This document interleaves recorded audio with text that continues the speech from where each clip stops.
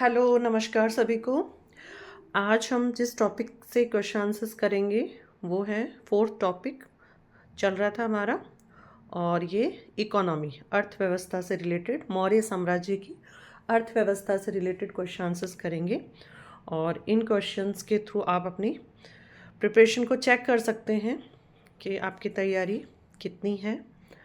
पहला क्वेश्चन है, राजकीय भूमि की व्यवस्था करने वाला प्रधान अधिकारी जो दासों, कर्मकारों तथा बंदियों की सहायता से खेती करवाता था, तो उस प्रधान अधिकारी को क्या कहा जाता था?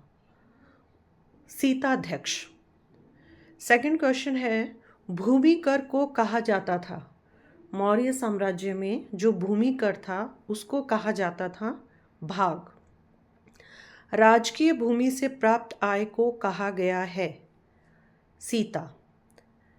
पदाधिकारी जो करों को एकत्र करने तथा आय व्यय का लेखा जोखा रखने के लिए उत्तरदायी होता था, उस पदाधिकारी को मौर्य साम्राज्य में क्या कहा गया है? समाहर्ता।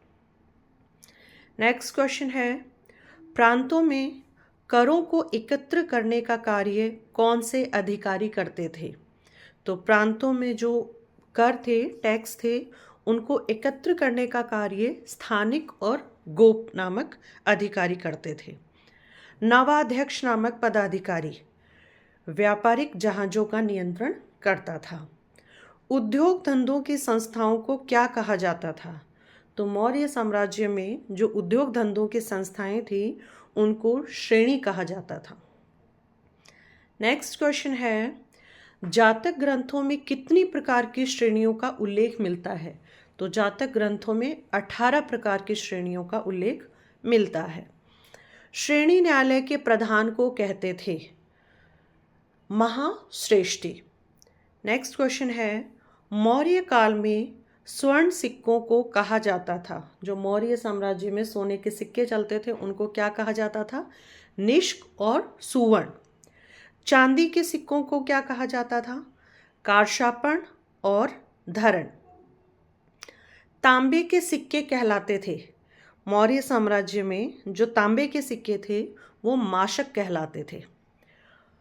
काकणी थे, छोटे छोटे तांबे के सिक्के। काकणी किनको बोला गया है? जो छोटे छोटे तांबे के सिक्के थे उनको काकणी कहा गया है।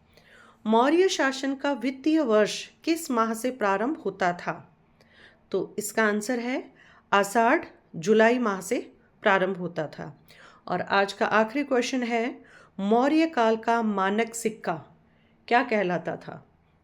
तो मौर्य काल का जो मानक सिक्का पण कहलाता था। Thank you.